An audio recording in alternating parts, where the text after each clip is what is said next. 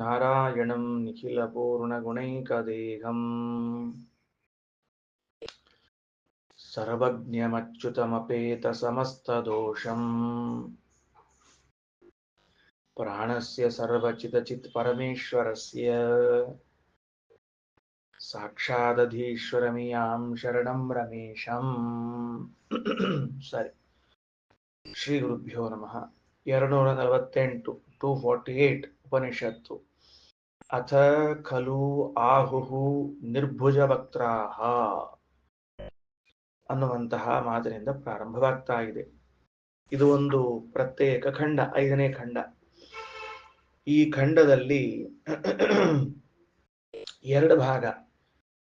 ಮೊದಲನೇದ್ದು ಋಷಿಗಳು ಏನು ಉಪಾಸನೆಯನ್ನು ಮಾಡ್ತಿದ್ದಾರೋ, ಏನು ಅನುಸಂಧಾನವನ್ನು ಮಾಡ್ತಿದ್ದಾರೋ ಆ ಭಾಗವನ್ನು ಹೇಳುವಂತಹದ್ದು. ಎರಡನೇದ್ದು ಅದಕ್ಕೆ ಸಂಬಂಧಪಟ್ಟಂತೆ 2 ಮಂತ್ರಗಳ ಉಲ್ಲೇಖ. ಶ್ರೀಮದಾಚಾರ್ಯರು 2 ಮಂತ್ರಗಳನ್ನು ಉಲ್ಲೇಖ ಮಾಡಿ ತದುಕ್ತಂ ತದಪ್ಪೇತದ್ ಋಷಿಣೋಕ್ತಂ ಬೃಹಸ್ಪತೆ ನಃ ಪರಸ್ಸಾಮ್ನೋ ವಿದುರಿತಿ 2 ಮಂತ್ರಗಳನ್ನು ಉಲ್ಲೇಖ ಮಾಡುತ್ತಾರೆ. ಇದೇ ವಿಷಯಕ್ಕೆ ಐತರೇಯ ಆರಣ್ಯಕದ 1ನೇ ಅಧ್ಯಾಯದ 5ನೇ ಖಂಡದಲ್ಲಿ ಹೇಳಿದ ವಿಷಯಕ್ಕೇನೆ ಸಂಬಂಧಿಸಿದ 2 ಋಗ್ವೇದದ ಮಂತ್ರಗಳು. ಆ ಸಂಹಿತಾ ಮಂತ್ರಗಳನ್ನು ಹೇಳ್ತದ.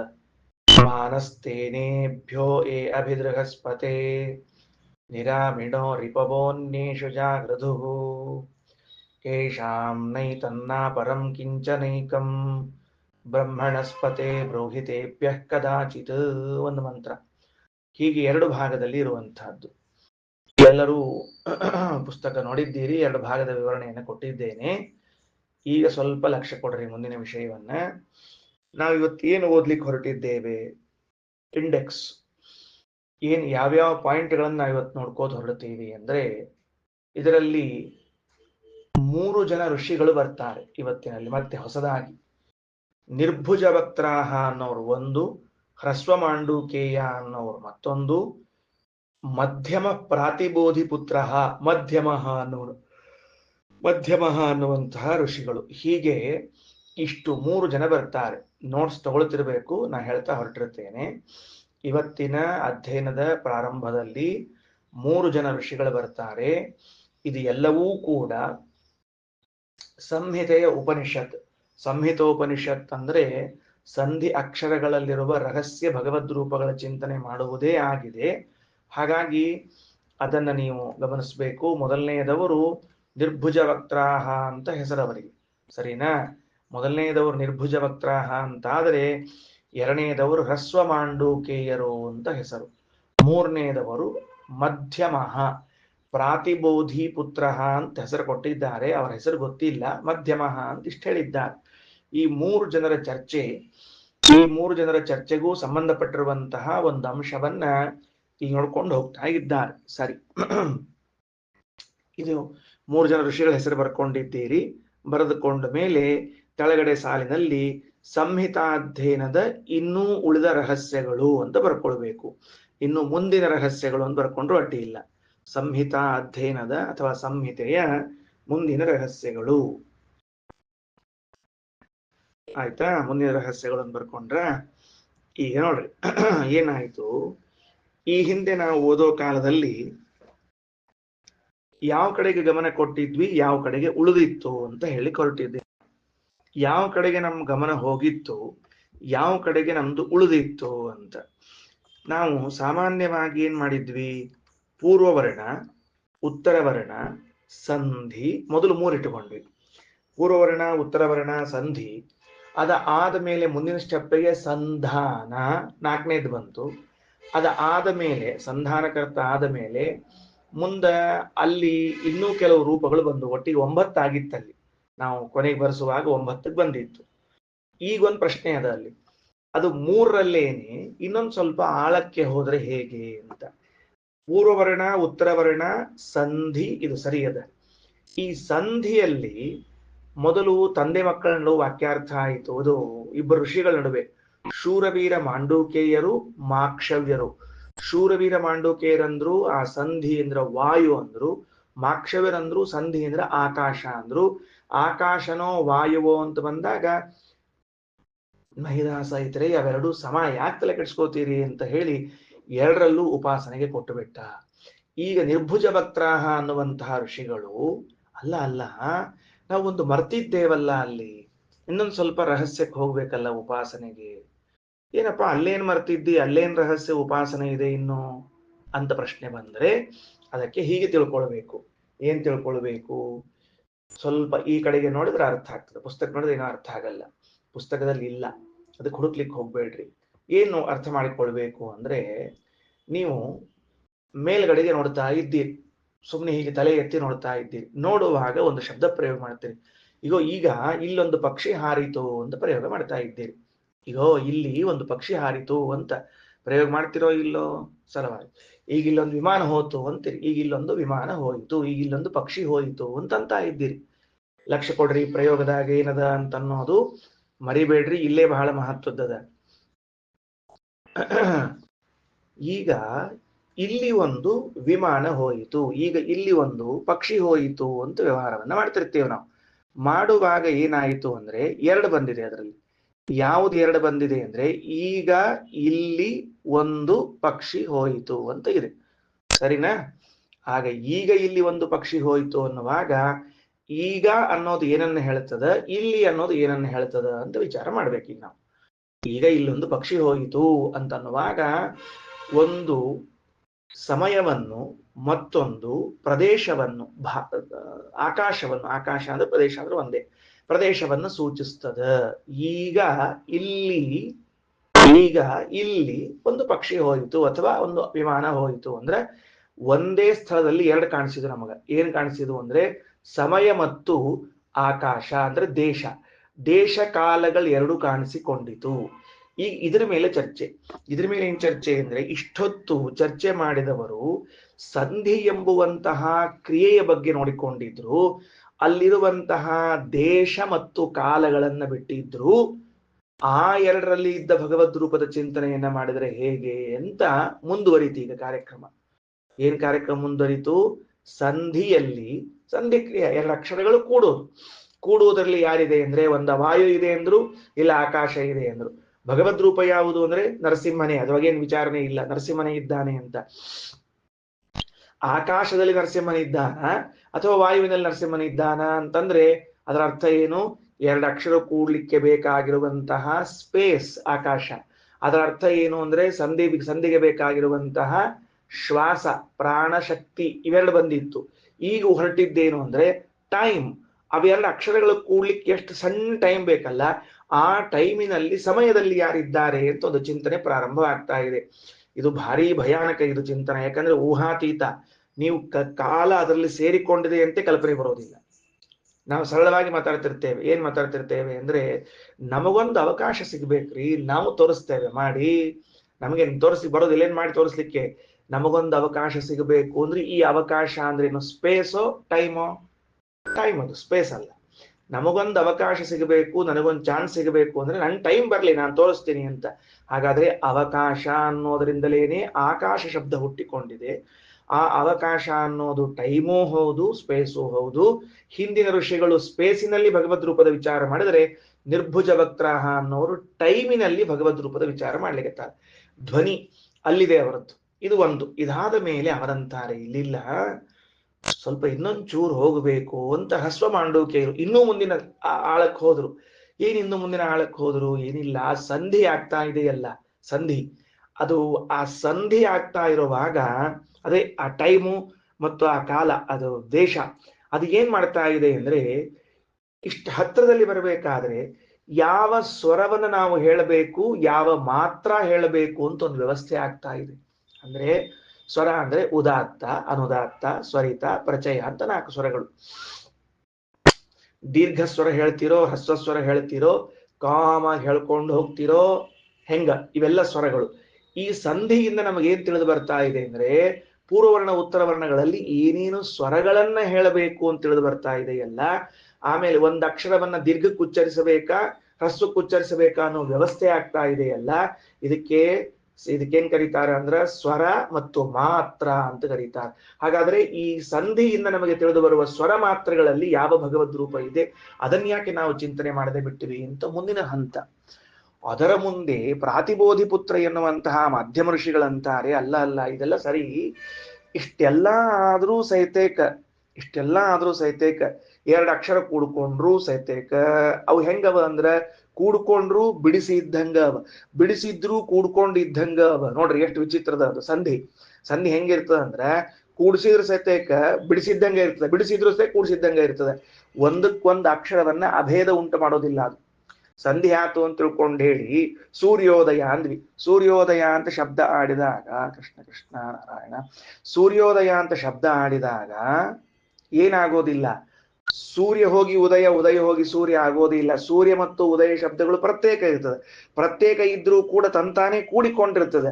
ಹಿಂಗ ಪ್ರತ್ಯೇಕತೆಯೂ ಕೂಡಿರುವಿಕೆಯೂ ಎರಡನ್ನೂ ಸಮಾನವಾಗಿಟ್ಟುಕೊಂಡಿರುವ ಸಾಮ ಇದೆಯಲ್ಲ, ಇದನ್ನ ಯಾಕೆ ಉಪಾಸನೆ ಮಾಡಲಿಲ್ಲ ನೀವು ಅಂತ ಮತ್ತೊಂದು ಚರ್ಚೆಗೆ ಕೈ ಹಾಕ್ತಾರೆ ಅವರು. ಇವತ್ತು ನಾವಿಷ್ಟು ಪ್ರಕರಣವನ್ನ ಓದ್ತಾ ಬರ್ತಿದ್ದೇವೆ. ನಂಬರ್ 1.1 ಏನು ಅಂದ್ರೆ ಸ್ಪೇಸ್ ಅಂಡ್ ಟೈಮ್ ಬರ್ಕೋಬೇಕು. ಕಾಲ ಮತ್ತು ದೇಶಗಳು ಎರಡರಲ್ಲಿ ಇದ್ದ ಭಗವದ್ ರೂಪ ಅಂದ್ರೆ ಎರಡರಲ್ಲೂ ಭಗವದ್ ರೂಪ ಅದ, ಹೆಂಗದ ಅಂತ ಚಿಂತನೆ. ಈಗ ಸಮಯ, ಆಮೇಲೆ ಎರಡನೆಯದ್ದು ಅದರಿಂದಾಗಿ ಉಂಟಾಗುವ ಸ್ವರ ಮತ್ತು ಮಾತ್ರೆಗಳು. ಟೈಮ್ ಅಂಡ್ ಸ್ಪೇಸ್ ಒಂದು. ಎರಡನೆಯದ್ದು ಅದರಿಂದ ತಿಳಿಯುವ ಸ್ವರ ಹಾಗೂ ಮಾತ್ರಾಗಳು.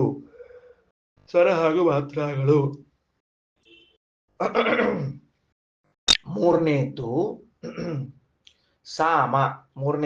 ಸಾಮ. ಸಾಮ ಅಂದ್ರೆ ಸಮ ಮಾಡುವಿಕೆ. ಬಿಟ್ಟಾಗಲೂ ಕೂಡಿದಾಗಲೂ ಸಮವಾಗಿ ಎರಡೂ ವರ್ಣಗಳನ್ನು ಸಮಾನವಾಗಿ ಇಟ್ಟುಕೊಳ್ಳುವಿಕೆ. ಅದು ಆ ಸಂಧಿ, ಅದರ ಸಾಮರ್ಥ್ಯ. ಅದು ಬಹಳ ಅದ್ಭುತವಾದದ್ದು. ಇಷ್ಟು ವಿಚಾರ ಆಗಬೇಕೀಗ ನಾವು ತಿಳ್ಕೊಳ್ಳಿಕ್ ಹೊರಟದ್ದು. ಓಕೆನಾ? ಪ್ರಾರಂಭ ಬರ್ರಿ. ಏನಂತಾರ? ಅಥ ಖಲು ಆಹುಹು ಉಪನಿಷತ್ತೋತ್ತ ಶಬ್ದಾರ್ಥವನ್ನು ಹೇಳ್ತಾ ಹೊರಟಿದ್ದೇನೆ. ವಿಷಯ ನಿರೂಪಣೆ ಆಗಿದೆ. ಕೇವಲ ಭಗವದ್ ರೂಪಗಳನ್ನು ಹೇಳಬೇಕು, ಅದನ್ನಷ್ಟು ಹೇಳ್ತೀನಿ. ಅಥ ಖಲು ಆಹುಹು ನಿರ್ಭುಜ ವಕ್ರಾಹ.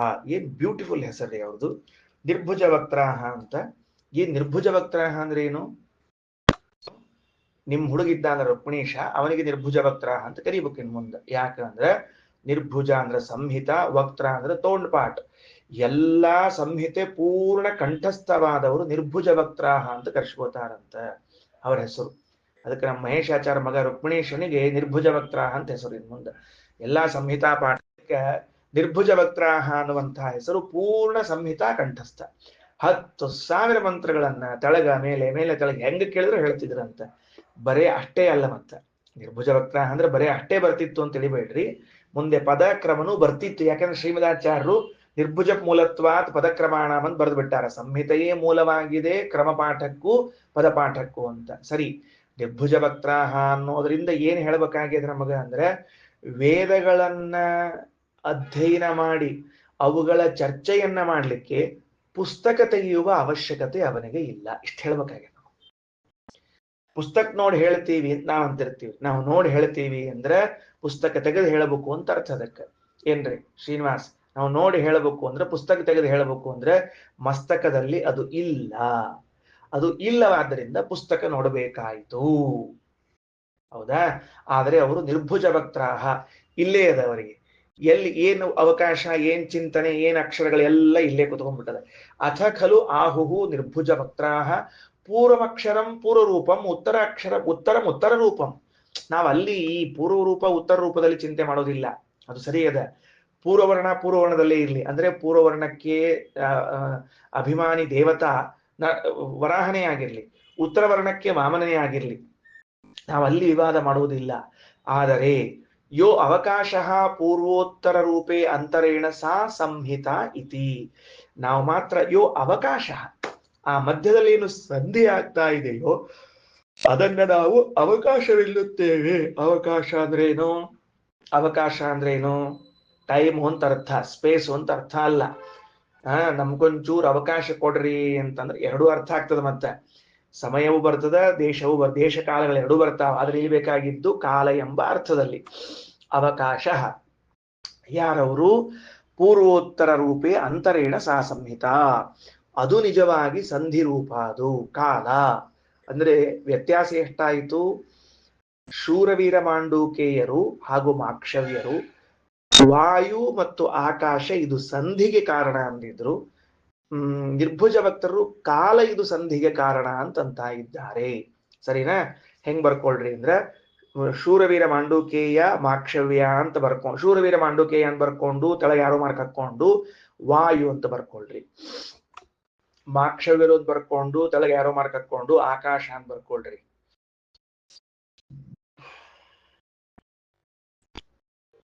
ನಿರ್ಭುಜ ಭಕ್ತರ ಅಂತ ಬರ್ಕೊಂಡು ತೆಳಗ ಅವಕಾಶ ಅಂತ ಬರ್ಕೊಂಡು ಬ್ರಾಕೆಟ್ ಒಳಗೆ ಕಾಲ ಅಂತ ಬರ್ಕೊಳ್ರಿ. ಅವೇನ್ 3 ಬರ್ಕೊಂಡಿರಲ್ಲ. ವಾಯು ಆಕಾಶ ಕಾಲ ಅಂತ. ಅದರ ಮೊದಲು ಸಂಧಿಯಲ್ಲಿ ಅಂತ ಬರ್ಕೊಂಡ್ಬಿಡ್ರಿ. ಫಸ್ಟ್ ಈ ಕಡೆಗೆ ಸಂಧಿಯಲ್ಲಿ ಆಕಾಶವೋ ವಾಯುವೋ ಆಕಾಶವೋ ಕಾಲವೋ ಅಂತ ಚಿಂತನೆ, ಅಷ್ಟೇ, ಮತ್ತೇನಿಲ್ಲ. ಸಂಧಿಯಲ್ಲಿ ಆಯ್ತಾ? ಕೆಳಗಡೆಗೆ ಅಷ್ಟೂ ಕಡೆಗೂ ಭಗವದ್ ರೂಪ ಯಾವುದು ಅಂದ್ರೆ ನರಸಿಂಹ. ಮುಗಿದು ಹೋತು. ರೂಪದ ಬಗ್ಗೆ ಚರ್ಚೆ ಇಲ್ವೇ ಇಲ್ಲ. ರೂಪದ ಬಗ್ಗೆ ಯಾರೂ ಅಲ್ಲಗಳಿತಾ ಇಲ್ಲ. ಎಲ್ಲಿ ಅನುಸಂಧಾನ ಮಾಡಬೇಕು ಅನ್ನೋದಷ್ಟೇ ಚರ್ಚೆ. ಓಕೆ, ಮುಂದೆ ಹೋಗೋಣ. ಯೋ ಅವಕಾಶ ಪೂರ್ವೋತ್ತರ ರೂಪೇ ಅಂತರೇಣ ಸಾ ಸಂಹಿತ. ಮುಗೀತು. ನಾವು ಕಾಲದಲ್ಲಿ ನರಸಿಂಹನ ಚಿಂತನೆ ಮಾಡ್ತೀವಿ ಅಂತ ಇವ್ರು ಹೇಳ್ಬಿಟ್ರು. ಈಗ ಕಾಲದಲ್ಲಿ ಚಿಂತನೆ ಮಾಡುವುದು ಅಂದಾಗ ಅವಕಾಶ ಎಂಬುವಂತಹ ಶಬ್ದ ಇದೆಯಲ್ಲ, ಇದು ನರಸಿಂಹದೇವರನ್ನ ಹೇಳ್ತದೆ ಅಂತ ಒಂದು ಹೊಸ ಚಿಂತನೆ ಶುರುವಾಯ್ತು ಇವಾಗ. ಏನು? ನರಸಿಂಹ ಹೆಂಗ ಅಂತ ಭಾಷೆದಲ್ಲಿ ನೋಡೋಣಂತ, ಮುಂದೆ ಹೋಗೋಣಂತ. ಅಂತೂ ನಿರ್ಭುಜ ಭಕ್ತರಂದ್ರು ನಾವಂತರೂ ಆ ಸಂಧಿ ಆಗುವ ಕಾಲದಲ್ಲಿ ಭಗವದ್ ರೂಪದ ಚಿಂತನೆ ಮಾಡ್ತೀವಪ್ಪ. ಸಂಧಿ ಕಾಲ ನರಸಿಂಹ ಅಂತ ಚಿಂತನೆ ಮಾಡ್ತೀವಿ. ಅದು ಯಾಕೆ ಹಂಗೆ ಚಿಂತನೆ ಮಾಡಿದ್ರು ಅಂತ ನಂದೊಂದು ಪ್ರಶ್ನೆ. ಏನು? ಯಾರಿದ್ದೀರಿ? ನಾವೇನ್ ಮಾಡಿದ್ವಿ ನಿನ್ನೆ ದಿವಸ ಹೇಳುವಾಗ ಬಹಳ ಚಂದಿತ್ರಿ ವಿಷಯ. ಏನ್ ಚಂದಿತ್ತು ಅಂತಂದ್ರೆ, ಅವರು ಸಂಹಿತಾ ಪದಕ್ರಮದಲ್ಲಿ ಹೇಳುವಾಗ ಸಂಹಿತೆಯಲ್ಲಿ ವರಾಹ, ಪದದಲ್ಲಿ ವಾಮನ, ಕ್ರಮದಲ್ಲಿ ನರಸಿಂಹ.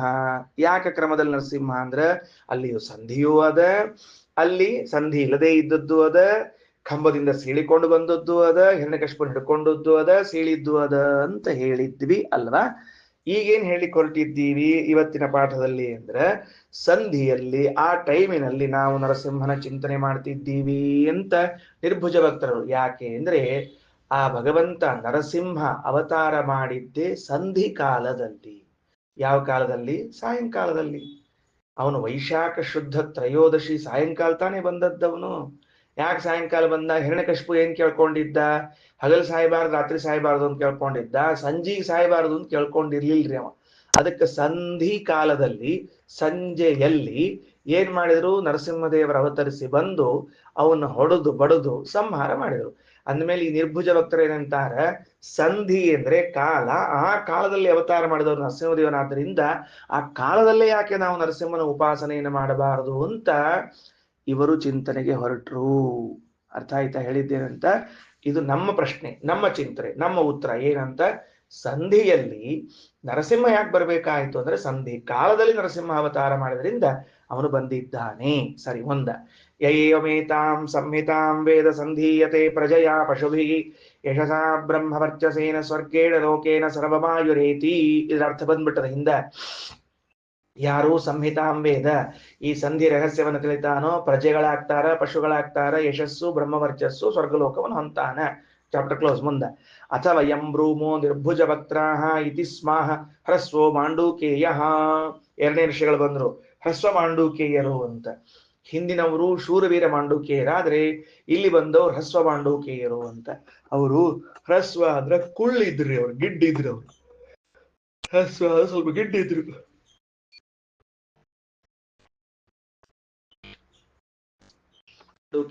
ಹ್ರಸ್ವ ಮಾಂಡೂಕೇಯರಂತಾರ.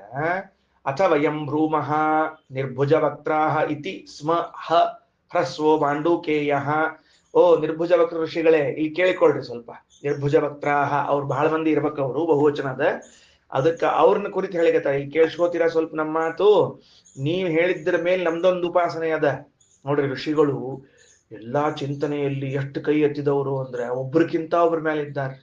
ಒಬ್ರು ನಾ ಹೇಳ್ತೀವಿ ಕೇಳ್ರಿ ಇಲ್ಲಿ ಅಂದ್ರೆ ಏನು, ಯೋ ಅವಕಾಶ ಪೂರ್ವೋತ್ತರ ರೂಪೆ ಅಂತರೇಣ ಏನ ಸಂಧಿಂ ವಿವರ್ತಯತಿ, ಏನ ಸ್ವರ ಸ್ವರಂ ವಿಜಾನಾತಿ, ಏನ ಮಾತ್ರ ಮಾತ್ರಂ ವಿಭಜತೆ ಸಾ ಸಂಹಿತಾ. ಅದಲ್ಲ ಸಂಧಿ ಎಂಬುದು. ನಿಜವಾಗಿ ಸಂಹಿತಾ ಉಪನಿಷತ್ತು ಸಂಧಿಯ ರಹಸ್ಯ ಏನು ಗೊತ್ತೇನೋ? ಆ ಸಂಧಿಯಾಗುವ ಕಾಲದಲ್ಲಿ ಸ್ವರ ಸ್ವರಂ ವಿಜಾನಾತಿ, ಏನ ಆ ಸಂಧಿ ಮಾಡೋ ಕಾಲಕ್ಕೆ ಯಾವ ಸ್ವರ ಹೇಳಬೇಕು, ಇಲ್ಲಿ ಉದಾತ್ತ ಹೇಳಬೇಕಾ, ಅನುದಾತ್ತ ಹೇಳಬೇಕಾ, ಸ್ವರಿತ ಹೇಳಬೇಕಾ, ಪ್ರಚಯ ಹೇಳಬೇಕಾ ಅಂತ ಸ್ವರದ ಚಿಂತನೆ ಬರ್ತದಲ್ಲ, ಅದು ನಿಜವಾಗ್ಲೂ ಸ್ವರ ಚಿಂತನೆಯೇ. ಅಥವಾ ಇಲ್ಲಿ ಹ್ರಸ್ವಾಕ್ಷರವನ್ನು ಹೇಳಬೇಕಾ, ದೀರ್ಘಾಕ್ಷರವನ್ನು ಹೇಳಬೇಕಾ ಅಂತ ಸಂಧಿಯಾಗುವಾಗ ಬರ್ತದಲ್ಲ, ಅದು ನಿಜವಾದ ಸಂಧಿಯ ರಹಸ್ಯ. ಅಲ್ಲೊಂದು ಭಗವದ್ ರೂಪ ಇದೆ, ಅದನ್ಯಾಕೆ ನೀವು ಚಿಂತನೆ ಮಾಡಲಿಲ್ಲ? ಅದನ್ನು ಚಿಂತನೆ ಮಾಡ್ರಿ. ಏನ್ ಆಶ್ಚರ್ಯಪ್ಪ ಇವರೆಲ್ಲರ. ಅಗ್ನಿಮೀಳೆ ಪುರೋಹಿತಂ ಅನ್ನುವಾಗ ಅಗ್ನಿಮೀಳೆ ಪುರೋಹಿತಂ, ಆ ಮೀಳೆ ನೋಡ್ರಿ, ಅಗ್ನಿಂ ಈಳೆ ಅವೆರಡು ಕೂಡಿದಾಗ ಮೀ ಆಯ್ತು. ಆ ಮೀಯನ್ನ ಉದಾತ್ತ ಸ್ವರದಲ್ಲಿ ಹೇಳಬೇಕಲ್ಲ, ಅಗ್ನಿಮೀಳೆ ಪುರೋಹಿತಂ. ಆ ಮೀ ಉದಾತ್ತ ಸ್ವರದಲ್ಲಿ ಹೇಳಬೇಕು ಅಂತ ಗೊತ್ತಾದದ್ದು ಈ ಸಂಧಿಯಿಂದ. ಹಾಗಾದ್ರೆ ಈ ಸಂಧಿಯಿಂದ ತಿಳಿದು ಬರುವಂತಹ ಉದಾತ್ತ ಸ್ವರ ಏನಿದೆಯೋ, ಅಥವಾ ಹ್ರಸ್ವಸ್ವರವೋ ಸ್ವರಿತ ಸ್ವರವೋ ಮತ್ತೆ ಅನುದಾತ್ತ ಸ್ವರವೋ ಇದೆಯಲ್ಲ, ಇಲ್ಲಿ ಯಾಕೆ ಭಗವದ್ ರೂಪವನ್ನ ಬಿಟ್ಟಿದ್ದೀರಿ? ಅಲ್ಲೊಂದು ಭಗವದ್ ರೂಪದ ಚಿಂತನೆಯನ್ನ ಮಾಡ್ರಿ. ಮಾತ್ರ ದೀರ್ಘ ಹೇಳ್ಬೇಕು ಹ್ರಸ್ವ ಹೇಳ್ಬೇಕು ಗೊತ್ತಾಗಿಲ್ಲ. ಅದನ್ನ ಹೇಳ್ಬೇಕಾದ್ರೆ ಅಲ್ಲೊಂದು ಭಗವದ್ ರೂಪ ಇದೆಯಲ್ಲ, ಅದನ್ನ ಚಿಂತನೆ ಮಾಡ್ರಿ. ಓಕೆ, ಇವೆರಡು ಕೂಡಿದ್ ಒಂದು, ಸ್ವರ ಮತ್ತು ಮಾತ್ರಗಳು ಒಂದು. ಇನ್ನು ಮುಂದ ಯಯೇತಾಂ ಸಂಹಿತಾಂ ವೇದ ಸಂಧೀಯತೆ ಪ್ರಜಯಾ ಪಶುಭಿರ್ಬ್ರಹ್ಮವರ್ಚಸೇನ ಸ್ವರ್ಗೇಣ ಲೋಕೇನ ಸರ್ವಮಾಯುರೇತಿ ಅದಾಗೋಯ್ತು. ಅಥ ಕಲ್ವಿಮೇ ಮತ್ತ ಅಥ ಹಾಸ್ಯ ಪುತ್ರ ಆಹ ಮಧ್ಯಮ ಪ್ರಾತಿಬೋಧಿ ಪುತ್ರ. ಆ ಹ್ರಸ್ವಮಾಂಡೂಕೇಯರಿಗೆ ಒಬ್ಬಲ್ಲ ಅನೇಕ ಮಕ್ಕಳಿದ್ರು. ಅವ್ರ ಹೆಂಡತಿ ಹೆಸರು ಪ್ರಾತಿಬೋಧಿ ಅಂತ ಹೆಸರಂತ. ಭಾರಿ ವಿಚಿತ್ರ ಹೆಸರಪ್ಪ ಹೆಂಡತಿ ಹೆಸರು. ಹ್ರಸ್ವಮಾಂಡೂಕೇಯರ ಹೆಂಡತಿಯ ಹೆಸರೇನು ಅಂದ್ರೆ ಪ್ರಾತಿಬೋಧಿ ಅಂತ. ಹೆಂಗಂದ್ರೆ ಪ್ರಾತಿಬೋಧಿ ಅಂದ್ರೆ ಪ್ರಾತಿಬೋಧಿ ಅಂದ್ರೆ ಹೇಳ್ತದೆ ನಮಗೇನ್ ಗೊತ್ತಿಲ್ಲ ಬಿಡ್ರಪ್ಪ. ನಮ್ಮ ಹೆಂಡತಿ ಹೆಸರಂತೂ ಹಿಂಗಿಟ್ಟಿಲ್ಲ, ನಮ್ಮ ಹೆಂಡತಿ ಹೆಸರಂತೂ ಹಿಂಗಿಟ್ಟಿಲ್ಲ. ತಿಳಿತೇಳ್ರಿ, ಮುಂದೆ ಹೇಳ್ರಿ. ಪ್ರತಿಬೋಧ ಅಂದ್ರೆ ತಿಳುವಳಿಕೆ. ಪ್ರಾತಿಬೋಧಿ ಅಂದ್ರೆ ಅವಳು ಒಂದು ವಿದ್ಯಾಪೀಠದಲ್ಲಿ ಗುರುಕುಲದಲ್ಲಿ ಇದ್ದು ಅಧ್ಯಯನ ಮಾಡಿ ವಾಕ್ಯಾರ್ಥ ಮಾಡುವಷ್ಟು ಸಮರ್ಥಳಿದ್ದಕ್ಕ ಅವಳಿಗೆ ಪ್ರಾತಿಬೋಧಿ ಅಂತ ಹೆಸರಿಟ್ಟಿದ್ರು. ಬರ್ತಿದ್ಲು ಗಂಡಸರ ಜೊತೆಗೆ ಸರಿ ತೂಗ್ತಿದ್ದವಳು ವಾಕ್ಯಾರ್ಥ ಮಾಡುವ ಕಾಲಕ್ಕೆ. ಅಷ್ಟು ದೊಡ್ಡ ಸ್ಕಾಲರ್ ಅವಳು, ಅದರಿಂದ ಪ್ರಾತಿಬೋಧಿ. ಅವರಿಗೆ ಹುಟ್ಟಿದ ಮಕ್ಕಳಲ್ಲಿ ಅನೇಕ ಜನ ಒಬ್ಬ ಮಧ್ಯಮ ಅಂತ ಇದ್ದವ, ಮೀಡಿಯಂ ಅಂದ್ರೆ ಮಧ್ಯದಲ್ಲಿದ್ದವ. ಅದಕ್ಕೆ ಪ್ರಥಮ ಮಧ್ಯಮ ಉತ್ತಮ, ಅದು ಉತ್ತರ ಕೊನೆಯವ, ಹಿಂಗಾಗಿ ಅವ ಮಧ್ಯಮ. ಅವ ಅಂತ ಏನು ಅಲ್ರಿ, ಎಲ್ಲಾ ಮಾಡಿದ್ರಿ ನೀವು, ಇನ್ನೊಂದು ಬಿಟ್ಬಿಟ್ರಲ್ಲ. ಏನ್ ಬಿಟ್ರಿ? ಅಥ ಅಕ್ಷರೇ ಖಲು ಇಮೇ ಅವಿಕರ್ಷನ್ ಅನೇಕ ಕುರ್ವನ್ ಅವಿಕರ್ಷನ್ ಅನೇಕ ಕುರ್ವನ್ ಯಥಾವರ್ಣಮಾಹ ತದ್ಯಾಸೋ ಮಾತ್ರ ಪೂರ್ವೋತ್ತರ ರೂಪೇ ಅಂತರೇಣ ಸಂಧಿ ವಿಜ್ಞಾಪನಿ ಸಾಮ ತದ್ಭವತಿ ಸಾಮೈವಾಹಂ ಸಂಹಿತಾಂ ಮನ್ಯೇ. ನಿಜವಾಗ್ಲೂ ಸಂಹಿತ ಅಂದ್ರೆ ಆ ಸಂಧಿ ಇದೆಯಲ್ಲ, ಇದು ಸಾಮ. ಏನ್ ಸಾಮ? ಎರಡು ಅಕ್ಷರಗಳನ್ನ ಎಳ್ಕೊಂಡು ತನ್ನ ಕಡೆ ಕೂಡ್ಸ್ಕೊಂಡಿದ್ರು, ಒಂದಕ್ಕೊಂದು ಸೇರಿಸಿ ಒಂದು ಗಾಯಬಾಗಿ ಒಂದು ಉಳಿಯೋ ಹಂಗ್ ಮಾಡ್ಲಿಲ್ಲ. ಸಂಧಿ ಆದ್ಮೇಲೆ ಎರಡು ಹೋದ್ವು, ಎರಡು ಉಳ್ಕೊಂಡ್ವು. ಭಾನೋದಯ ಅಥವಾ ಸೂರ್ಯೋದಯ ಅಂತದ. ಸೂರ್ಯ ಪ್ಲಸ್ ಉದಯ ಅಂತನ್ನುವಲ್ಲಿ ಎರಡು ಕೂಡ್ಕೊಂಡು ಸೂರ್ಯೋದಯ ಆತು ಅಂತ ಹೇಳಿ ಸೂರ್ಯ ಉದಯ ಆಗಿಬಿಟ್ಟು ಅಥವಾ ಉದಯ ಸೂರ್ಯ ಆಗ್ಬಿಟ್ನೇನೋ ಇಲ್ಲ, ಎರಡು ಪ್ರತ್ಯೇಕ ಹಂಗೆ ಉಳ್ಕೊಂಡು. ಎರಡು ಉಳ್ದಾವ ಅಂದ್ರೆ ದೂರ ಉಳ್ಕೊಂಡಾವ ಅಂದ್ರೆ ಎರಡು ಹತ್ರ ಉಳ್ಕೊಂಡಾವ. ಹಿಂಗ ದೂರ ಇರುವಿಕೆ ಹತ್ರ ಇರುವಿಕೆ ಎರಡನ್ನೂ ಸಮಾನವಾಗಿ ಮಾಡ್ತದಲ್ಲ, ಆ ಸಂಧಿಯನ್ನ ಆ ಸಾಮವನ್ನ ಯಾಕೆ ಬಿಟ್ರಿ ನೀವು? ಅಲ್ಲೊಂದು ಭಗವದ್ ರೂಪ ಇದೆ ಅಂತ ಚಿಂತನೆ ಮಾಡ್ರಿ ಅಂತ ಈತ ಹೇಳ್ದ. ಬರ್ಸಿದ್ದೇನೆ, ಶಬ್ದ ಮುಗಿಸಿದ್ದೇನೆ. ಸರಿ, ಮುಂದ ಭಾಷೆ ನೋಡ್ರಿ. ಪೂರ್ವವರ್ಣ ಸ್ಥಿತಂ ಯತ್ತದ್ರೂಪಂ ಪೂರ್ವಾಕ್ಷರಾಭಿಧಂ. ಪೂರ್ವವರ್ಣದಲ್ಲಿ ಯಾವ ರೂಪ ಇದೆಯೋ ಪೂರ್ವಾಕ್ಷರ ಅಂತ ಕರೆಸಿಕೊಳ್ಳುವಂತಹದ್ದು ವರಾಹಾಖ್ಯಂ ಹರೇಹೇ. ಸರಿ, ವರಾಹ ರೂಪ ಅದನ್ನು ಒಪ್ಪಿಕೊಳ್ಳುತ್ತೀವಿ. ಅನ್ಯವರ್ಣಗಂ ಉತ್ತರ ವರ್ಣದಲ್ಲಿರುವಂತಹದ್ದು ವಾಮನಾಭಿಧಂ ಉತ್ತರಾಕ್ಷರ ಸಂಜ್ಞಂ ಚ. ಉತ್ತರಾಕ್ಷರ ಅಂತ ಕರೆಸಿಕೊಳ್ಳುವಂತಹ ವಾಮನ ಅವನು ಇದ್ದಾನೆ. ಇನ್ನ ವರ್ಣಯೋರಂತರಂ ಸ್ಥಿತಂ, ಆ ಎರಡು ವರ್ಣಗಳ ಮಧ್ಯದಲ್ಲಿರುವ ಅವಕಾಶ ಇದೆಯಲ್ಲ ಅದು ನರಸಿಂಹ ರೂಪ. ಅಲ್ರಿ ನರಸಿಂಹ ದೇವರಿಗೆ ಅವಕಾಶ ಅಂತ ಹೆಂಗ ಕರೆದ್ರಿ ಅಂದ್ರೆ ಹಿಂಗ್ ಬರ್ಕೋಬೇಕು ಅದನ್ನ. ಏನಂತ, ಅವನಾಥ್ ಪ್ಲಸ್ ಕಾಶನಾಥ್ ಈಕ್ವಲ್ಸ್ ಟು ಅವಕಾಶ ಈಕ್ವಲ್ಸ್ ಟು ನರಸಿಂಹ ಅಂತ ಬರ್ಕೋಬೇಕು. ಅವನಾಥ್ ಪ್ಲಸ್ ಕಾಶನಾಥ್ ಈಸ್ ಈಕ್ವಲ್ ಟು ಅವಕಾಶ ಈಸ್ ಈಕ್ವಲ್ ಟು ನರಸಿಂಹ. ಶ್ರೀಮದ್ ಆಚಾರ್ಯರ ಪ್ರಕಾರ ನರಸಿಂಹ ದೇವರಲ್ಲಿ ಅವಕಾಶ ಶಬ್ದವನ್ನ ಹೆಂಗ ಸಮನ್ವಯ ಮಾಡಬೇಕು ಅಂತಂದ್ರ ಎರಡು ಧಾತುಗಳಿಂದ. ಅವನಾಥ್ ಅವ, ಕಾಶನಾಥ್ ಕಾಶ ಈಸ್ ಈಕ್ವಲ್ ಟು ಅವಕಾಶ. ಸರಿ, ಅವನ ಅಂದ್ರೆ ಏನು, ಅದ್ರ ಕೆಳಗೆ ಯಾರೋ ಮಾರ್ಕ್ ಹಾಕೊಂಡು ರಕ್ಷಣೆ, ರಕ್ಷಿಸುವುದರಿಂದ ರಕ್ಷಣೆ ಅಂತ ಅರ್ಥ. ಕಾಶನ ಅಂದ್ರ ತೇಜೋಮಯ, ಪ್ರಕಾಶಮಯ. ಆದ್ದರಿಂದ ತೇಜೋಮಯನಾಗಿದ್ದಾನೆ, ರಕ್ಷಿಸುತ್ತಾನೆ ಅನ್ನೋದಕ್ಕಾಗಿ ಅವನನ್ನ ಏನ್ ಕರೆದಿದ್ದಾರೆ,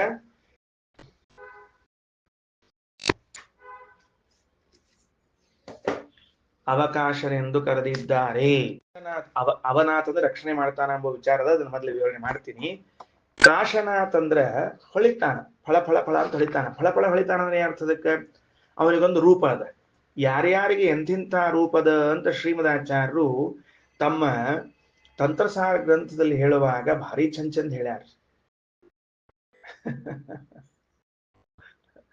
ವರಾಹದೇವ್ ಹೆಂಗಿದ್ದಾರೆ ಅಂತ ಕೇಳಿದ್ರೆ ಶ್ಯಾಮ ಸುದರ್ಶನ ದರಾಭಯ ಸದ್ವರೇತ, ಕಪ್ಪಿದ್ದಾರಂತ ವರಾಹದೇವರು, ಅವ್ರಿಗೊಂದು ಬಣ್ಣ ಅದ, ಅವ್ರ ಬಣ್ಣ.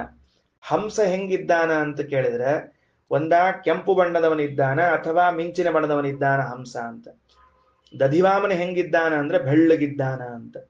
ಪರಶುರಾಮ ಹೆಂಗಿದ್ದಾನ ಅಂದ್ರೆ ನಿಗಿ ನಿಗಿ ಕೆಂಡದಂಗಿದ್ದಾನ ಅಂತ. ಕೃಷ್ಣ ಹೆಂಗಿದ್ದಾನ ಅಂದ್ರೆ ಪಚ್ಚೆ ಇದ್ದಾನ ಅಂತ, ನೀಲವರ್ಣ. ವೇದವ್ಯಾಸ ದೇವರು ಹೆಂಗಿದ್ದಾರೆ ಅಂದ್ರೆ ಅವರು ಹಸಿರು ಇದ್ದಾರೆ, ಅವರು ನೀಲವರ್ಣದವರು ಇದ್ದಾರೆ ಅಂತ. ಹಯಗ್ರೀವ ದೇವರು ಹೆಂಗಿದ್ದಾರೆ ಅಂದ್ರೆ ಚಂದ್ರರಂಗ ಬೆಳ್ಳಗಿದ್ದಾರಂತ ಹಯಗ್ರೀವ ದೇವರು. ಕಪಿಲ ಮತ್ತು ದತ್ತಾತ್ರೇಯ ಹೆಂಗಿದ್ದಾರೆ ಅಂದ್ರೆ ಉದಯಿಸುವ ಸೂರ್ಯನಂತೆ ಇದ್ದಾರಂತ. ಧನ್ವಂತರಿ ಹೆಂಗಿದ್ದಾನಂದ್ರೆ ಒಬ್ಬ ಚಂದ್ರನಲ್ಲ ನೂರಾರು ಚಂದ್ರನಂತೆ ಇದ್ದಾನ ಅಂತ. ಒಬ್ಬೊಬ್ಬರದು ಒಂದೊಂದು ಬಣ್ಣ ಅವರಿಗೆ ಈ ರೂಪಗಳನ್ನು. ಬರೀ ಇಷ್ಟು ದಿವಸ ಅದನ್ನ ಅಷ್ಟ ಚಿಂತನೆ ಮಾಡ್ತಿದ್ವಿ. ಈಗ ನೋಡ್ರಿ ನರಸಿಂಹ ಹೆಂಗಿದ್ದಾನ ಆಚಾರ, ಉಳಿದವ್ರದೆಲ್ಲ ನರಸಿಂಹ ದೇವರು ಹೇಳಿದ್ರೆ ತಿಗ್ಮಾಂಶು ಕೋಟ್ಯಧಿಕ ತೇಜ ಸಮಗ್ರ ಶಕ್ತಿಂ. ತಿಗ್ಮಾಂಶ ಅಂದ್ರೆ ಸೂರ್ಯ, ಕೋಟಿ ಅಂದ್ರೆ ಕೋಟಿ, ಕೋಟಿ ಸೂರ್ಯರಕ್ಕಿಂತಲೂ ಅಧಿಕವಾದ ಏನು ಪ್ರಕಾಶ ಇದೆಯೋ ಅದು ನರಸಿಂಹದೇವರಲ್ಲಿ ಇದೆ ಅಂತ ಬರೆದಿದ್ದಾರೆ ಶ್ರೀಮದಾಚಾರ್ಯರು. ಬರ್ಕೊಳ್ರಿ, ನರಸಿಂಹನ ಪ್ರಕಾಶ, ನರಸಿಂಹನ ರೂಪ ಹೆಂಗಿದೆ, ನರಸಿಂಹನ ಬಣ್ಣ ಅಥವಾ ನರಸಿಂಹನ ರೂಪ ಅದು ಹೆಂಗ್ ಹೊಳಿಲಿಕತ್ತದ ಅಂದ್ರೆ, ಅಥವಾ ನರಸಿಂಹದೇವರು ಹೆಂಗ್ ಹೊಳಿಲಿಕತ್ತಾರ ಅಂದ್ರೆ ಕೋಟಿ ಸೂರ್ಯ ಪ್ರಕಾಶನಿದ್ದಾನೆ. ಒಂದು ಸೂರ್ಯ ಅಲ್ಲ, ಎರಡು ಸೂರ್ಯ ಅಲ್ಲ, ಮೂರಲ್ಲ, ನಾಲ್ಕಲ್ಲ, ನೂರಲ್ಲ, ಸಾವಿರಲ್ಲ, ಲಕ್ಷ ಅಲ್ಲ, 10 ಲಕ್ಷ ಅಲ್ಲ, ಕೋಟಿ ಸೂರ್ಯ ಪ್ರಕಾಶ. ಅದೇ ಮೈಬಣ್ಣ ಒಂದು. ಆ ಕೋಟಿ ಸೂರ್ಯ ಪ್ರಕಾಶ ಏನಿದೆಯಲ್ಲ ಅದೇ ಮೈಬಣ್ಣ ಇದೆ ಅವನದ್ದು, ಮರಿಬೇಡ್ರಿ. ಆಯ್ತಾ, ಮುಂದೋಗೋಣ. ಸರಿ, ಅವನಾಥ್ ಕಾಶನಾಥ್ ರಕ್ಷಣೆ ಮಾಡ್ತಾನೆ, ಪ್ರಕಾಶಿಸುತ್ತಾನೆ. ಆದ್ದರಿಂದ ದೇವರಿಗೆ ನರಸಿಂಹನಿಗೆ ಅವಕಾಶ ಅಂತ ಕರೀತಾರೆ. ಅವನಾಥ್ ಕಾಶನಾಥ್ ಚೈತತ್ ಅವಕಾಶಾಭಿಧಂ ಹರೇಹೇ ನರಸಿಂಹ ರೂಪಮಿತ್ಯಾಹು ನಿರ್ಭುಜಾಸ್ತಸ್ಯ ನಿರ್ಭುಜಾಸ್ಯಾಸ್ತಥಾ ವದತ್.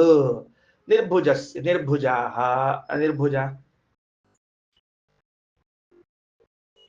ನಿರ್ಭುಜಾಸ್ಯಾಹ ನಿರ್ಭುಜಾಸ್ಯಾಹ ಅಂದ್ರೆ ವಕ್ತ್ರಾಹ ಅನ್ನೋದಕ್ಕೆ ಪರ್ಯಾಯ ಶಬ್ದ. ತಥಾ ವದತ್ ಹ್ರಸ್ವೋ ಏನಾಕ್ಷರೋಚ್ಚಾರೋ ಮಾತ್ರ ಸ್ವಂಧಿ ಸ್ವರಾತ್ಮಕ. ಹೌದು, ಆ ಸ್ವರಗಳ ಹೇಳಿದ್ರಲ್ಲ, ಉದಾತ್ತ ಅನುದಾತ್ತ ಮಾತ್ರ ಇವೆಲ್ಲ ಹೇಳಿದ್ರಲ್ಲ, ಅದಕ್ಕೆ ಯಾರು ಅಂತ ಕೇಳಿದರೆ ತುಂಬಾ ಅಪರೂಪದ ರೂಪ ಅದು. ವ್ಯಾಸ ರೂಪೋ ಹರಿ ಸಾಕ್ಷಾತ್ ಸಂಹಿತಾ ನಾಮಕ ಸ್ಥಿತಿ. ಎಷ್ಟು ಆಶ್ಚರ್ಯದ ನೋಡ್ರಿ. ಹ್ರಸ್ವ ಮಾಂಡೂಕೇರಿ ಹೇಳಿರುವಂತಹ ಸ್ವರಾಸ್ವರಗಳು ಮಾತ್ರಗಳಿಗೆ ವೇದವ್ಯಾಸ ದೇವರು. ನಮಗೆ ವೇದವ್ಯಾಸ ದೇವರು ಮಹಾಭಾರತ ಬರೆದವ್ರು ಬಿಟ್ಟರೆ ಉಳಿದ ಕಡೆಗೆ ಇದ್ದಾರಂತ ಗೊತ್ತಿಲ್ಲ. ನಾವೀಗ ವೇದ ಅನ್ನುವ ಕಾಲದಲ್ಲಿ ಉದಾತ್ತ ಅನುದಾತ್ತ ಸ್ವರಿತ ಪ್ರಚಯ ಈ ಸ್ವರಗಳು ದೀರ್ಘ ಹ್ರಸ್ವ ಸ್ವರಗಳು ಇವುಗಳನ್ನು ಹೇಳಲಿಕ್ಕೆ ಮುಖ್ಯ ಕಾರಣ ದೇವತಾ ವೇದವ್ಯಾಸ ದೇವರು. ಯಾಕ ವೇದ ವಿಭಾಗವನ್ನ ಮಾಡಿ ಹೇಳಿಕೊಟ್ಟವರು ಅವರೇ, ಆದ್ದರಿಂದ ವೇದವ್ಯಾಸ ದೇವರು. ಇನ್ನ ತತ್ಪುತ್ರೋ ಮಧ್ಯಮ ಪ್ರಾಹ ಸಮೋಚ್ಚಾರಣ ಕಾರಣತಃ ಸಾಮನಾಮ ವಾಸುದೇವ ಸಂಹಿತಾ ನಾಮಮಾನಿತಿ. ಆ ಕೊನೆಯದು ಮಧ್ಯಮ ಅಂತ ಬಂದಾನಲ್ಲ, ಅವ ಸಾಮ ಅಂತೇನಂದಿದ್ದಾನಲ್ಲ ಆತ ಅಂತಾನ ವಾಸುದೇವ ರೂಪ ಇದೆ ಅಲ್ಲಿ, ವಾಸುದೇವ ರೂಪ ಇದೆ. ತುಂಬಾ ರೂಪಗಳಾದವು, ನೆನಪಿಟ್ಟುಕೊಳ್ಳೋದೇ ಕಷ್ಟ ಆಯ್ತು ಇವಾಗ. ಕೊನೆಯದು ವಾಸುದೇವ, ಸಾಮಕ್ಕೆ ಅದರ ಹಿಂದಿಂದು ಸ್ವರಗಳು ಮಾತ್ರಗಳಿಗೆ ವೇದವ್ಯಾಸರು. ಅದರ ಹಿಂದೆ ಅವಕಾಶಕ್ಕೆ ನರಸಿಂಹ ಇದ್ದೇ ಇದ್ದ, ಅವಕಾಶ ಶಬ್ದ ಮಾತ್ರ ಸಮನ್ವಯ ಮಾಡಿದ್ದೇವೆ. ನೀವು ಪ್ರಶ್ನೆ ಕೇಳಿ ಸರಿ ಇದೆ ಶ್ರೀನಿವಾಸ್. ಈಗ ಇಷ್ಟೆಲ್ಲಾ ರೂಪಗಳನ್ನು ಹೇಳಿದ್ರಿ, ಇಲ್ಲಿ ಇದನ್ನೇ ಯಾಕೆ ಮಾಡ್ಬೇಕು, ಇಲ್ಲಿ ಇದನ್ನೇ ಯಾಕೆ ಮಾಡಬಾರದು, ಅದಕ್ಕೇನು ಕಾರಣ ಅಂತಂದ್ರೆ, ಒಂದು ಈ ಐತರೇಯ ಉಪನಿಷತ್ ಏನಿದೆಯಲ್ಲ, ಈ ಐತರೇಯ ಉಪನಿಷತ್ತಿಗೆ ಐತರೇಯ ಸಂಹಿತ ಅಂತ ಒಂದು ಗ್ರಂಥ ಇದೆ. ಹೆಂಗ ಋಗ್ವೇದಕ್ಕೆ ಋಗ್ ಸಂಹಿತ ಅಂತ ಒಂದು ಪ್ರತ್ಯೇಕ ಇದ್ದು ಅದಕ್ಕೆ ಅದೇ ವ್ಯಾಖ್ಯಾನ ಮಾಡಲ್ಪಟ್ಟಿದೆಯೋ ಹಂಗ ಈ ಮಂತ್ರಗಳಿಗೆ ಇನ್ನೊಂದು ಗ್ರಂಥ ವ್ಯಾಖ್ಯಾನಿಸಲಾಗಿದೆ. ಆ ಗ್ರಂಥ ಬರೆದವರೇನಿದ್ದಾರಲ್ಲ ಅವರು ಅವುಗಳನ್ನೆಲ್ಲವನ್ನು ಸಂಗ್ರಹ ಮಾಡಿ ಬರೆದಿದ್ದಾರೆ. ಇದು ಒಂದು ಮೊದಲನೇದು. ಅಂದ್ರೆ ಸಂಹಿತೆಗೆ ವ್ಯಾಖ್ಯಾನ ಬರೆದವರು ಇದನ್ನ ಇಲ್ಲಿ ಚಿಂತನೆ ಮಾಡ್ರಿ ಅಂತ ಹೇಳಿ ಶ್ರೀಮದಾಚಾರ್ಯ ಅಲ್ಲಿ ತಂದು ಕೊಟ್ಟಿದ್ದಾರೆ. ಇದು ಒಂದು. ನಂಬರ್ 2, ಎರಡನೇದ್ದೇನು ಅಂತ ಕೇಳಿದಾಗ, ಯಾರ್ಯಾರ ಋಷಿಗಳ ಹೆಸರನ್ನು ಹೇಳಿಕೊಂಡು ಬಂದಿದ್ದೇವೋ ಆ ಋಷಿಗಳು ಆಯಾ ಮಂತ್ರಗಳನ್ನ ಕಾಣುವಾಗ ಅಲ್ಲಲ್ಲಿ ಆ ಭಗವದ್ ರೂಪವನ್ನು ಸಾಕ್ಷಾತ್ಕಾರ ಮಾಡಿಕೊಂಡಿದ್ದಾರೆ ಅನ್ನುವುದಕ್ಕೇನೆ ಅವರು ನಾನು ಇಲ್ಲಿ ಈ ರೂಪ ಹೇಳ್ತೀನಿ, ನಾನು ಇಲ್ಲಿ ಈ ರೂಪವನ್ನು ಹೇಳ್ತೀನಿ ಅಂತ ಚಿಂತನೆಗೆ ತರ್ತಾ ಇದ್ದಾರೆ. ಸರಿ ಆಯ್ತಾ ಹೇಳಿದ ವಿಷಯ? ಆ ಋಷಿಗಳ ಸಾಕ್ಷಾತ್ಕಾರದ ಹೊತ್ತಿಗೇನೆ ಅವೆಲ್ಲವೂ ಸಾಕ್ಷಾತ್ಕಾರ, ವೇದ ಮಂತ್ರಗಳ ಜೊತೆಗೆ ಆ ಭಗವದ್ ರೂಪವು ಸಾಕ್ಷಾತ್ಕಾರ ಆಗಿರಬೇಕು ಅನ್ನೋದಕ್ಕೇನೆ ಅವುಗಳ ಚಿಂತನೆಯನ್ನು ಅವರು ಮಾಡ್ತಾ ಇದ್ದಾರೆ. ಓಕೆ, ಇರೋದೇ ಒಂದು ವೇದ. ಆ ವೇದದಲ್ಲಿ ಇಷ್ಟು ಸಂಧಿ ಸಂಧಾನ ಇಷ್ಟೆಲ್ಲ ಯಾಕೆ ರೂಪಗಳನ್ನು ಗದ್ದಲ ಹಾಕ್ಬೇಕು, ಸುಮ್ಮನೆ ಭಗವದ್ ರೂಪ ಹೇಳಿದ್ರೆ ಮುಗಿಯಂಗಿಲ್ಲ ಏನು ಅಂದ್ರೆ ಅಲ್ಲ. ವೇದಗಳಲ್ಲಿ ಅಷ್ಟು ಅಂಶಗಳಿವೆ. ಆ ಅಷ್ಟು ಅಂಶಗಳಲ್ಲಿ ಭಗವದ್ ರೂಪ ಇದ್ದು ಆ ವೇದದ ಸಂರಕ್ಷಣೆ ಮಾಡ್ತಿದ್ದಾನೆ. ಜೊತೆಗೆ ಅದು ಅನಾದಿ ಕಾಲದಿಂದಲೂ ನಿತ್ಯವಾಗಿ ಉಳಿಲಿಕ್ಕೂ ಭಗವಂತನ ಬೇಕಲ್ಲ, ಅಲ್ಲಿ ವ್ಯವಸ್ಥೆ, ರಕ್ಷಣಾ ಮಾಡುವ ವ್ಯವಸ್ಥೆ ಬೇಕಲ್ಲ. ಅದಕ್ಕೆ ಆಚಾರ್ಯರು ನಿತ್ಯಂ ನಿತ್ಯಾತ್ಮನ ಯತಃ ಅಂತ ಒಂದು ಮಾತು ಬರೀತಾರೆ. ನಿತ್ಯವಾದ ಪದಾರ್ಥಗಳನ್ನು ನಿತ್ಯವಾಗಿ ಇರುವಂತೆ ನೋಡಿಕೊಂಡವನು ಪರಮಾತ್ಮನೇ. ಅವನ ಅನುಗ್ರಹ ಇದ್ದದಕ್ಕೆ ಅವು ನಿತ್ಯ ಆಗ್ಯಾವ. ಅವ ಇಚ್ಛಾ ಮಾಡಿದರೆ ಅಪೌರುಷೇಯವಾದ ವೇದ ಅನಿತ್ಯ ಆಗಿ ಹೋಗ್ತದ. ಅವ ಹಂಗ ಇಚ್ಛಾ ಮಾಡಂಗಿಲ್ಲ, ಆ ವಿಷಯ ಬೇರೆ. ಅವನ ಮಹಾ ಸಾಮರ್ಥ್ಯದ ಬಗ್ಗೆ ಹೇಳಿಕತ್ತೀವಿ ನಾವು, ಮಹಾ ಸಾಮರ್ಥ್ಯದ ಬಗ್ಗೆ. ಅದಕ್ಕೆ ಅಲ್ಲಿನ ಪೂರ್ವವರ್ಣ, ಉತ್ತರ ವರ್ಣ, ಸಂಧಿ, ಸಂಧಾನಕರ್ತ, ಆಮೇಲೆ ಅದು ಮಂತ್ರ ಬರುವಂತಹ ನಾಭಿಯಿಂದ ಬರುವ ಜಾಗ, ಆಮೇಲೆ ಅದು ಶ್ವಾಸ, ನಾಭಿಯಿಂದ ಬರುವ ಜಾಗ ಶ್ವಾಸ, ಆಮೇಲೆ ಅದಾದ ಮೇಲೆ ಏನು ಅಂತಂದ್ರೆ ಅದು 3 ಅಗ್ನಿಗಳು, ಕಣ್ಣಿನಲ್ಲಿ ಪ್ರಕಾಶ ಮತ್ತೆ ಹೃದಯದಲ್ಲಿ ಪ್ರಕಾಶ, ಅದರಿಂದ ಹುಟ್ಟುವಂತಹ ಉತ್ತಮ ಸಂತಾನ. ಇದಾದ ಮೇಲೆ ಆ ಸಂಧಿ ಉಚ್ಚಾರಣದ ಸ್ಪೈಸು ಟೈಮು, ಅದಾದ ಮೇಲೆ ಅದರಿಂದ ಉಚ್ಚಾರಣೆ ಮಾಡಲ್ಪಡುವ ಹ್ರಸ್ವ ದೀರ್ಘ ಅಕ್ಷರಗಳು, ಅಷ್ಟಾದ ಮೇಲೂ ಸಮಾನವಾಗಿರುವಂತಹದ್ದು. ಇಲ್ಲಿ ಇದೆಲ್ಲವೂ ವೇದದಲ್ಲಿ ಬರುವಂತಹ ಅಂಶಗಳು. ಇವುಗಳ ಉಪಾಸನೆಯನ್ನ ಒಬ್ಬೊಬ್ಬ ಋಷಿಗಳು ಪ್ರತ್ಯೇಕವಾಗಿ ಮಾಡ್ತಿದ್ರು. ಅಷ್ಟು ಭಗವದ್ ರೂಪಗಳವ ಅಲ್ಲಿ, ಅಷ್ಟು ಭಗವದ್ ರೂಪಗಳ ಪ್ರಕಟ ಆಗ್ಬೇಕಲ್ಲ. ದಶಾವತಾರದ ರೂಪಗಳು ಕೇವಲ ಅಲ್ಲಿ ಇಲ್ಲ, ಇಲ್ಲೂ ಇವೆ. ನಾವು ಬರೀ ನರಸಿಂಹಾವತಾರ ಆತು ಅಂದ್ರೆ ಮುಗೀತು, ಮುಂದೆ ಎಲ್ಲ ನರಸಿಂಹದೇವ್ರು, ನಮಗೆ ಅವ್ರಿಗೆ ಸಂಬಂಧ ಇಲ್ಲ. ವೈಶಾಖ ಮಾಸ ಬಿಟ್ರೆ ನಮಗೆ ಅವ್ರಿಗೆ ಏನ್ ಸಂಬಂಧ? ಆಷಾಢ ಮಾಸ ನಮಗೆ ಏನ್ ಸಂಬಂಧದ ನರಸಿಂಹದೇವ್ರದ್ದು?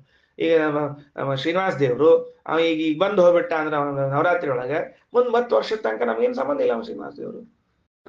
ಅದಕ್ಕೆ ಹಂಗಾಗ್ತದೆ. ಅದಕ್ಕೆ ಅಲ್ಲ, ಎಲ್ಲಾ ಕಡೆಗೂ ಇದ್ದಾರ ಎಂಬ ಅಂಶವನ್ನ ತಿಳಿಸ್ಲಿಕ್ಕೆ ಹೇಳ್ಯಾರ. ಈಗ ಮಾತ್ರ ಅಂತ ಭಗವಂತನಿಗೆ ಹೆಸರು. ಯಾಕ? ಸ್ವರ ಅಂತರದ ಹೆಸರು ಬಂದ್ಬಿಟ್ಟದೆ, ಹಿಂದೆ ಹೇಳಿಬಿಟ್ಟಿವಿ. ಸ್ವಸ್ಮಿನ್ನೇವ ರಮತೆ ಇತಿ ಸ್ವರ ಅಂತ ತೈತ್ರಿಯ ಉಪನಿಷತ್ನೊಳಗೆ ಹೇಳ್ಬಿಟ್ಟಿವಿ. ಅದನ್ನ ಶ್ರೀಮದಾಚಾರ್ಯ ಮತ್ತೆ ಹೇಳಿಕ್ ಹೋಗಿಲ್ಲ. ಮಾತ್ರ ಅನ್ನೋದನ್ನ ಹೇಳ್ತಾರ. ಮಾಪಯತಿ ತ್ರಾಯತಿ ಚೇತಿ ಮಾತ್ರ ಭಗವಾನ್. ಭಗವಂತನಿಗೆ ಏನಂತ ಹೆಸರದ ಅಂದ್ರೆ ಮಾತ್ರ ಅಂತ. ಅವ ಯಾಕೆ ಮಾತ್ರ ಬಂದಪ್ಪ ಅಂದ್ರೆ ಅದಕ್ಕೆ ಹೇಳ್ತಾರ ಮಾಪಯತಿ, ಜ್ಞಾಪಯತಿ, ತ್ರಾಪಯತಿ. ಮಾಪಯತಿ ಎಂಬ ಶಬ್ದಕ್ಕ ಜ್ಞಾಪಯತಿ ಅಂತ ಅರ್ಥ, ಬರೆದಿಟ್ಕೊಳ್ರಿ. ಮಾಪಯತಿ ಅನ್ನೋ ಶಬ್ದಕ್ಕ ಜ್ಞಾಪಯತಿ, ತಿಳಿಸುತ್ತಾನೆ.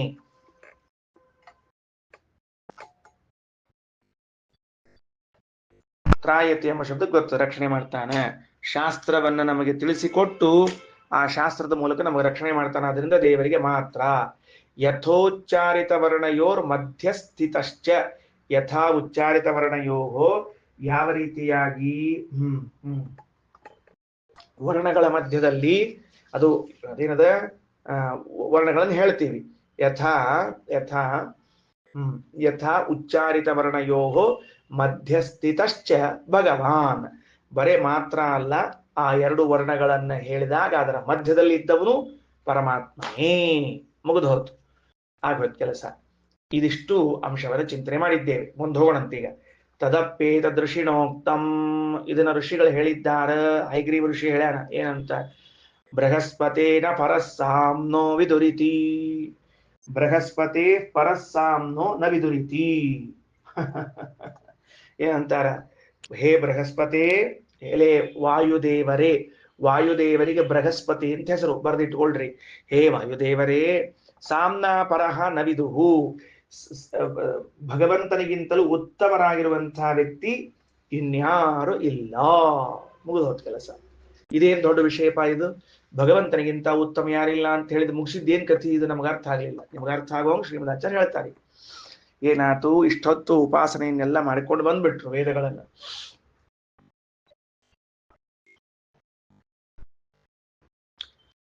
ಪ್ರಾಯ ಮುಂದ ಇಲ್ಲೇ ಉಪನಿಷತ್ ಭಾಷೆದಲ್ಲೇ ಬರ್ತದೆ,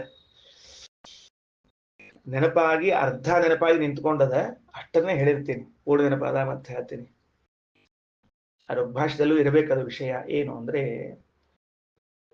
ದೇವತೆಗಳು ವೇದಗಳ ಮೂಲಕ ಭಗವದ್ ಆರಾಧನೆಯನ್ನ ಮಾಡುವಾಗ, ಅಂದ್ರೆ ವೇದಗಳ ಅಧ್ಯಯನ ಅರ್ಥಾನುಸಂಧಾನ ಮಾಡುವಾಗ ಆ ಅರ್ಥವು ಭಗವಂತನನ್ನ ಹೇಳ್ತದ, ವೇದದ ಅಕ್ಷರಗಳು ಭಗವಂತನನ್ನ ಹೇಳ್ತದೆ. ಇಷ್ಟೆಲ್ಲ ಮಾಡ್ತಾ ಮಾಡ್ತಾ ಹೋದ್ರೂ ಕೂಡ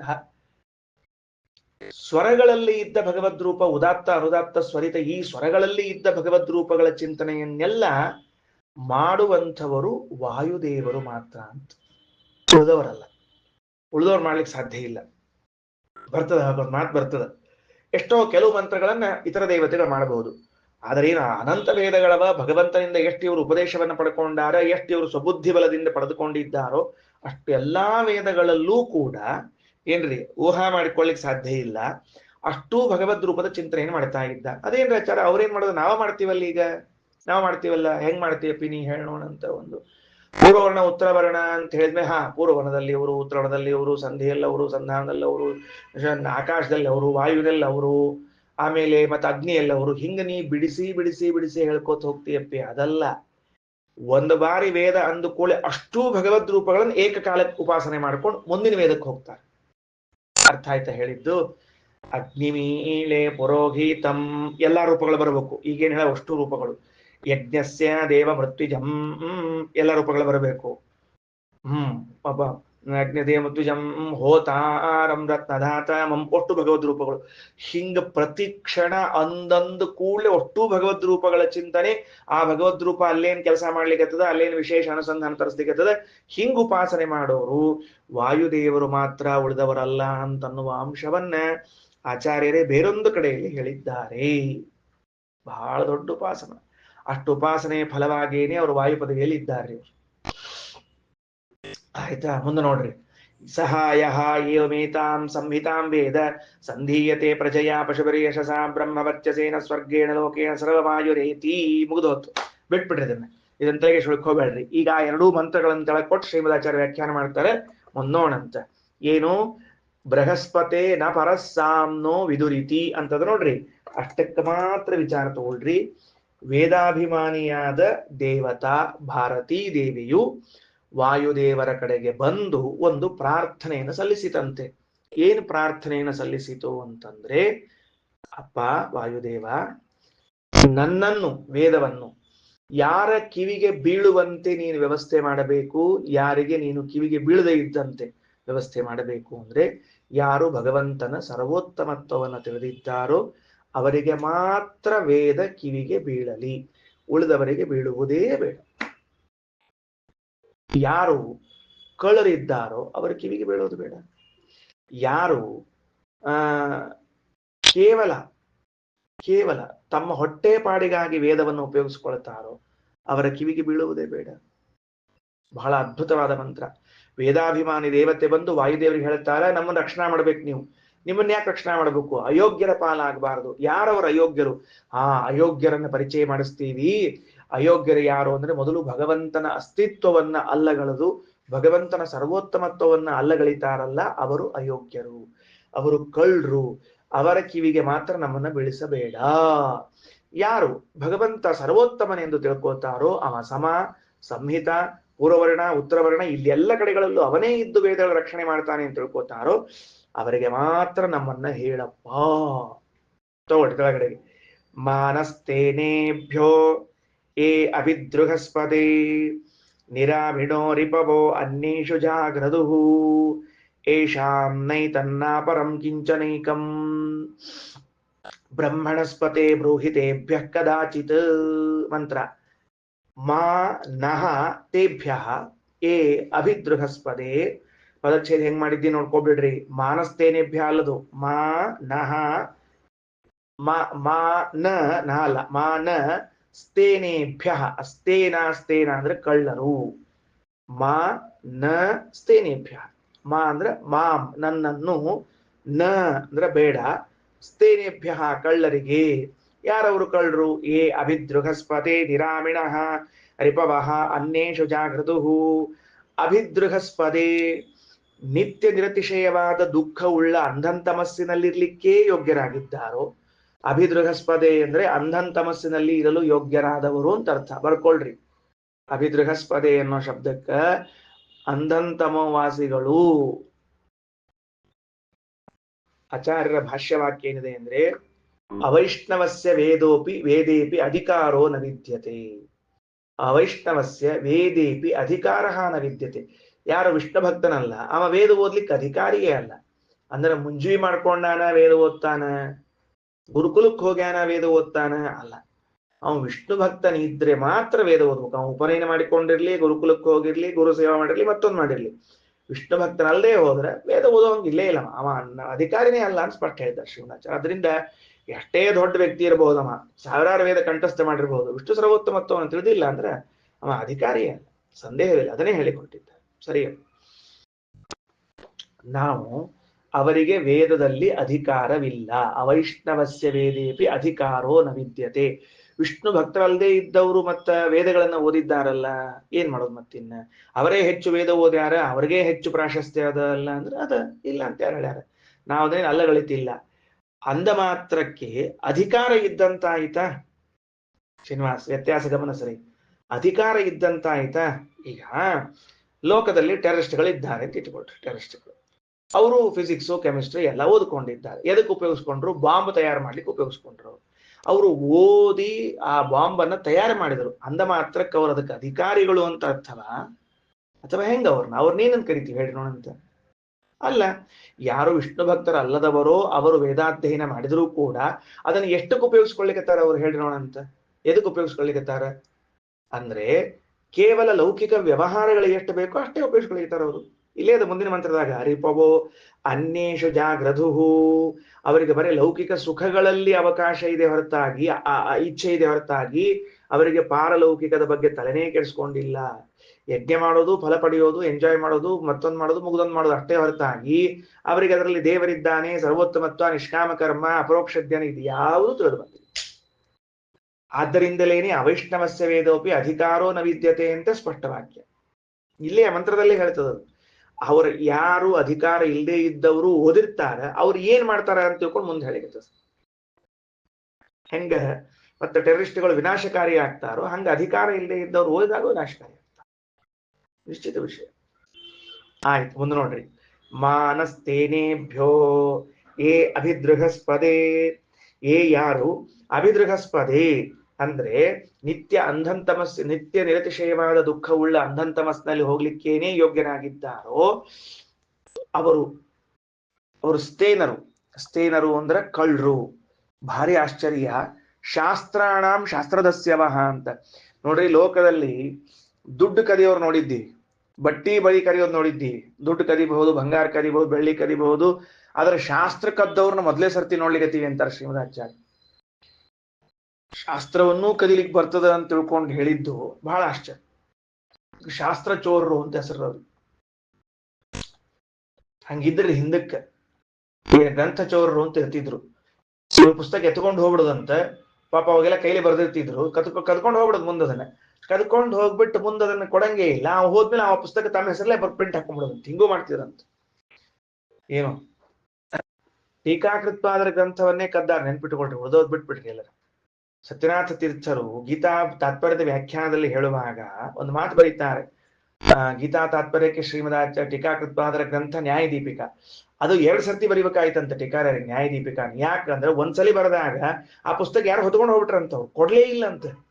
ಟೀಕಾರ ಪುಸ್ತಕ ತಗೊಂಡು ಹೋದವ್ರು ಅಂದ್ರೆ ಅವರು ಟೀಕಾರಾಯರು ಹೋದ್ಮೇಲೆ ನಮ್ಮ ಹೆಸರಲ್ಲಿ ಹಾಕೋಣ ಕೈಲಿಕ್ಕಿರಂತ. ಪಾಪ ಪುಣ್ಯಾತ್ಮರವ್ರು ಯಾರೋ ಪಂಡಿತರು.